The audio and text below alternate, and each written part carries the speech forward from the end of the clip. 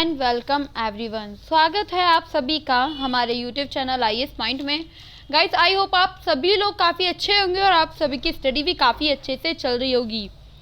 तो गाइस, जैसे कि आप सभी लोग जानते हैं, हमने लास्ट वीडियो में जाना था सजीवों के बारे में, प्रजनन के बारे में, और हमारे 9 लेसन कंप्लीट हो चुके थे। तो गाइस, आज हमारा ये जो NCERT का चैप्टर नंबर 10 स्टार्ट होने वाला है।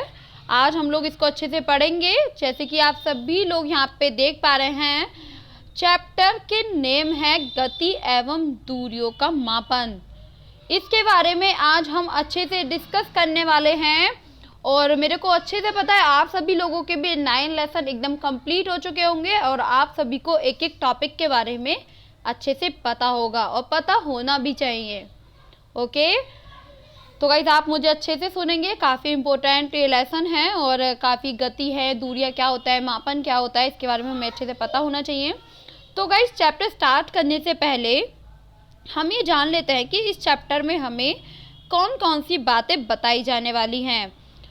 तो गाइस, इस चैप्टर में हमें आपको गति से रिलेटेड बातें बताई गई हैं। गति होती क्या है, ये कितने प्रकार की होती है, किसी भी वस्तु में कैसे होती है ये गति, ठीक है, कैसे करते हैं हम उसे ऑर्गेनाइज, तो आपको इसके बारे में अच्छे से इसमें बताया गया है। दूरियां क्या होती हैं, दूरियों का मापन हम कैसे करते हैं, किसी लचीले फिर से हम दूरी को क्यों नहीं माप सकते, दूरियों क्यों नहीं, जैसे कि हम क्यों उसको नहीं माप सकते हैं, अंतर्राष्ट्रीय मानक क्या होता है, इस चैप्टर में आपको अच्छे से सब कुछ समझाया जाएगा। बस आपको क्या करना है, मैं आपको बताऊंगी क्या कैसे होता है, मैं आपको एक एक टॉपिक के बारे में अच्छे से समझाऊंगी, लेकिन समझना आपके हाथों में है, ठीक है। समझना आपके ऊपर डिपेंड करता है और आप लोग मुझे किस तरीके से सुनते हैं वो भी आपके ऊपर डिपेंड करता है। देखिए, मैं वीडियो ज़्यादा बड़ी नहीं बनाती हूँ गाइस, मैं सिर्फ छोटी सी वीडियो बनाती हूँ आप लोगों के लिए। ज़्यादा से ज़्यादा मैं आपको 15 मिनट्स की वीडियो बनाती हूँ। आप अपने इम्पोर्टेंट 15 मिनट्स थोड़ी देर के लिए आप वीडियो देखें, और अगर आपके कोई भी पॉइंट नहीं क्लियर होता है, कोई भी टॉपिक है जो आपको समझ नहीं आ रहा है, तो आप कमेंट बॉक्स में कमेंट करें। एंड मैं आपसे यही बोलती हूँ कि यहाँ पे आप लोगों की फ्यूचर बनाने का प्लान किया जा रहा है कि आप लोगों का फ्यूचर अच्छा बन जाए, और आप लोगों के लिए यहाँ पे क्लास दी जाती हैं। तो आप लोगों को ही अगर कुछ समझ नहीं आएगा तो कोई फ़ायदा नहीं है ना क्लास देने का, तो इसीलिए आप मेरे को अच्छे से बताएंगे, ठीक है। तो गाइज, हम स्टार्ट करते हैं। पहले ये जान लेते हैं, ये जो हेडिंग है यहाँ पे, गति एवं दूरियों का मापन। तो गति एवं दूरियों का जो मापन है गाइज, पहले हम गति के बारे में जान लेते हैं कि इस गति वर्ड का मतलब होता क्या है आखिर। तो चलिए, आप मेरे को अच्छे से सुनेंगे गाइज। Let's get started. तो गाइज, जैसे आप सभी लोग जानते हैं, गति किसी पदार्थ की स्थिति या स्थान में परावर्तन जो होता है, परिवर्तन होता है, उसे हम लोग कहते हैं गति। क्या कहते हैं, उसे हम लोग गति कहते हैं। अब हम देख लेंगे ये दूरियों, तो आखिर ये दूरियां होती क्या हैं।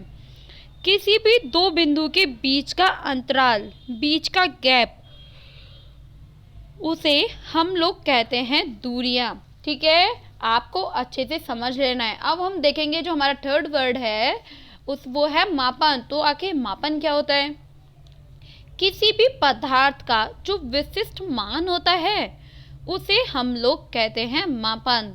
क्या कहते हैं गाइस, उसे हम मापन कहते हैं। एक बार आप मेरे को फिर से सुनेंगे, किसी भी पदार्थ का जो विशिष्ट मान होता है उसे हम लोग कहते हैं मापन। गति को थोड़ा सा और हम समझ लेते हैं।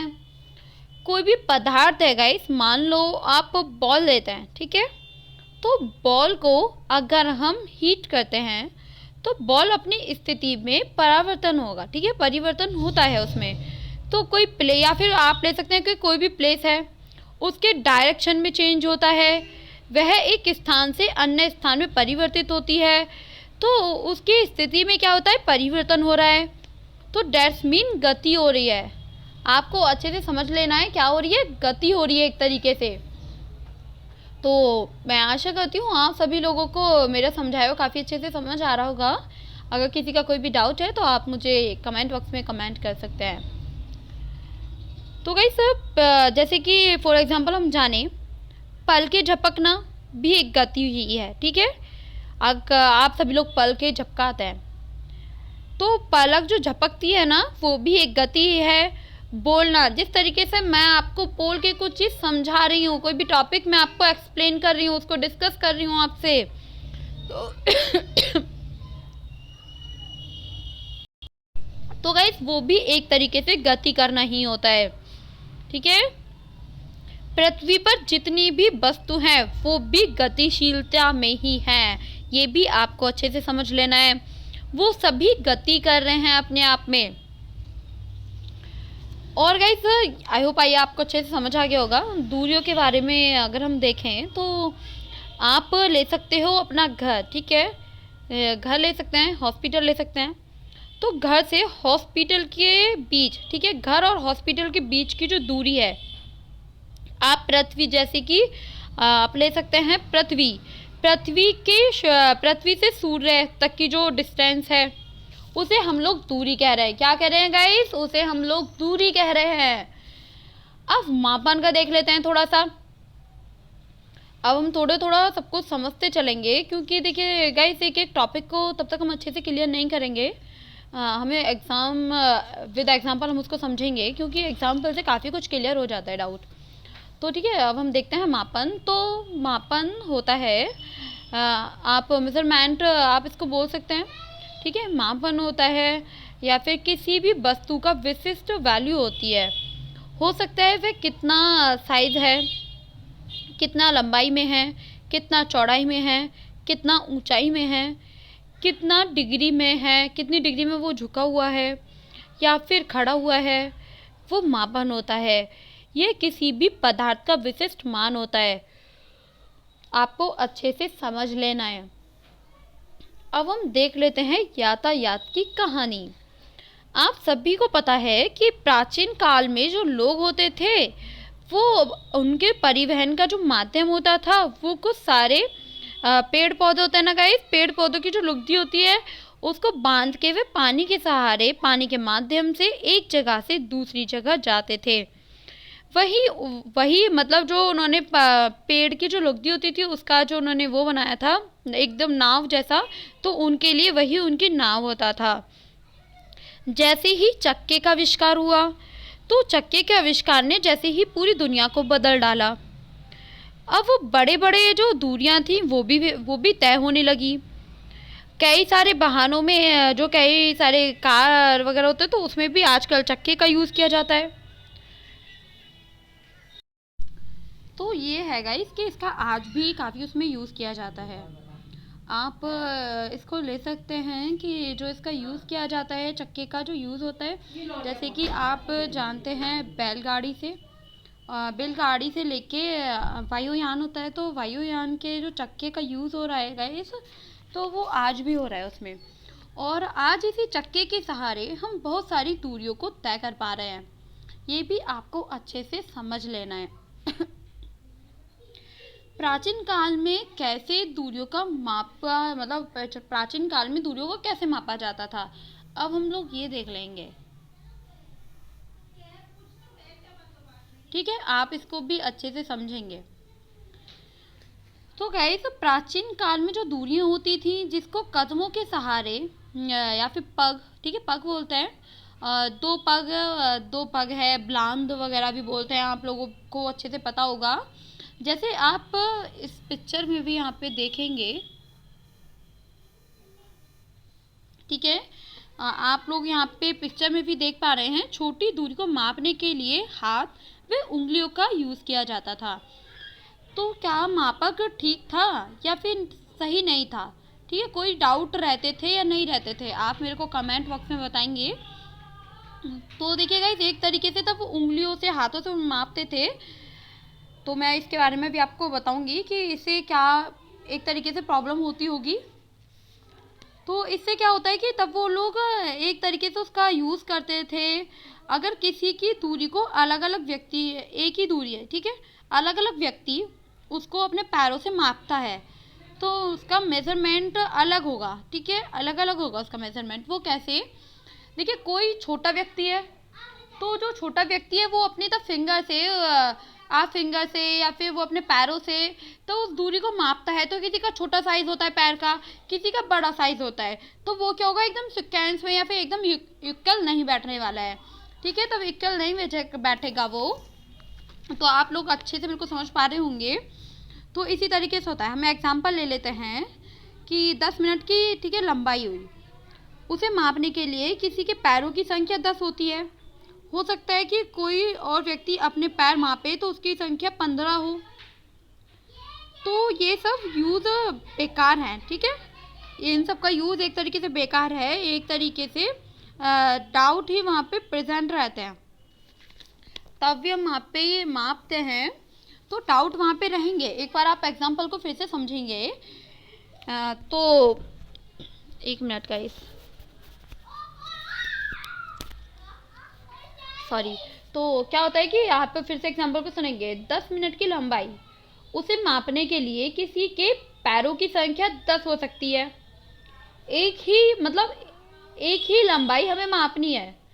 अब मैंने तब उसको अपने पैरों से मापा तो 10 आया उसका आंसर। ठीक है, अब आप में से कोई है तो अगर आप में से कोई मापता है तो उसका आंसर 15 आएगा। तो क्या होगा, एक तरीके से किसी के पैरों का साइज जो होता है ना उसमें अंतर आ जाता है। तो एक तरीके से ये होता है कि ये सब करने का यूज जो है एकदम बेकार है। और कुछ लोगों के लिए ठीक भी है, मैं इसको पूरा बेकार भी नहीं बोलूँगी। तो एक तरीके से डाउट ही वहाँ पे प्रेजेंट रहते हैं। तो गाइज इस प्रकार की जो ब्रह्मत्व को दूरियां थी, तो जो अलग अलग व्यक्तियों द्वारा तय की गई थी, हाथों के द्वारा, पैरों के द्वारा, इसका ठीक करना इम्पोर्टेंट हो गया था।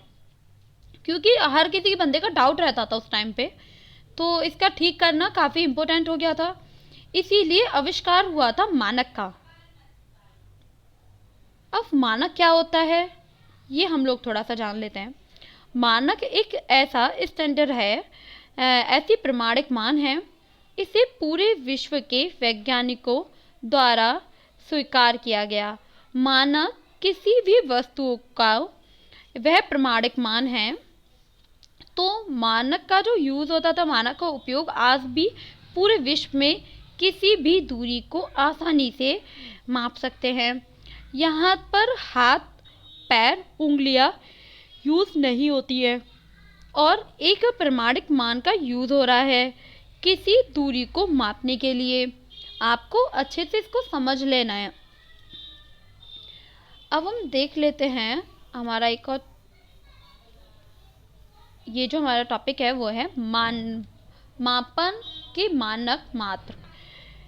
तो अब हम देख लेंगे गाइस, इसमें अब हम अलग अलग इसको टॉपिक को डिस्कस करेंगे। जो इसके पॉइंट है ना उनको अलग अलग कर लेंगे। पहले कि मापन क्या होता है, पहले इसके बारे में समझेंगे, फिर समझेंगे मानक क्या होता है, और फिर हम समझेंगे कि मात्रक क्या होता है।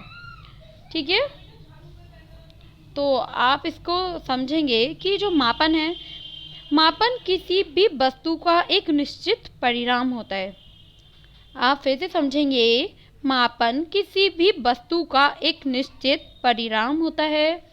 अब देखेंगे कि मात्रक क्या होता है। किसी वस्तु का एक निश्चित परिणाम को मापने के लिए जिस प्रमाणिक मान था, ठीक है, मान या फिर मानक को लिया जाता है, उसे हम मात्रक या फिर यूनिट कहते हैं। यूनिट हम इसे इंग्लिश में बोलते हैं। अब हम देख लेंगे ये मानक क्या होता है।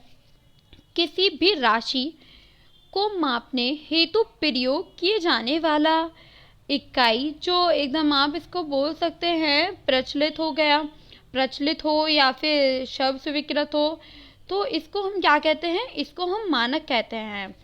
आपको अच्छे से समझ लेना है। एक बार मैं आपको रिपीट कर देती हूँ कि आज मैंने आपको क्या क्या बताया। मैंने आपको बताया, जो मेरा चैप्टर का नेम था वो होता गति एवं दूरियां मापन। तो मैंने आपको बताया गति, दूरियां, मापन, और गति के बारे में हमने थोड़ा डीपली जाना। ठीक है, तो हम लोगों ने यहाँ पे क्या क्या पढ़ा है मैं इसको यहाँ पे बता रही हूँ आपको। दूरियों के बारे में हमने जाना था, मापन के बारे में जाना, यातायात की कहानियों के बारे में हमने यहाँ पे जाना, प्राचीन काल में कैसे दूरी को मापा जाता था मैंने आपको ये भी अच्छे से बताया। आई होप हम लोगों के अच्छे से समझ आ गया होगा। मानक क्या होता है और मानक मानक और मात्रक का क्या होता है। आई होप ये सारे टॉपिक, ये सारे पॉइंट आपके अच्छे से समझ आ गए होंगे। इसको लेके आपके माइंड में कोई भी डाउट है तो आप उसको तुरंत क्लियर करें। अपने मन में कोई भी डाउट आपको नहीं रखना है। गाइस, अगर आपको मेरी वीडियो पसंद आती है तो आप इसे लाइक कीजिए, सब्सक्राइब कीजिए एंड कमेंट कीजिए। Thank you so much guys, आज के लिए इतना ही। आप इसको अच्छे से पढ़ें। वीडियो को अगर आपको एक बार समझ नहीं आता है तो आप वीडियो को 2 टाइम्स देखें, 3 टाइम्स देखें, लेकिन इसको अच्छे से पढ़ें। ओके, तब तक के लिए बाय बाय। हम आपसे मिलते हैं कल। Thank you so much guys, bye bye.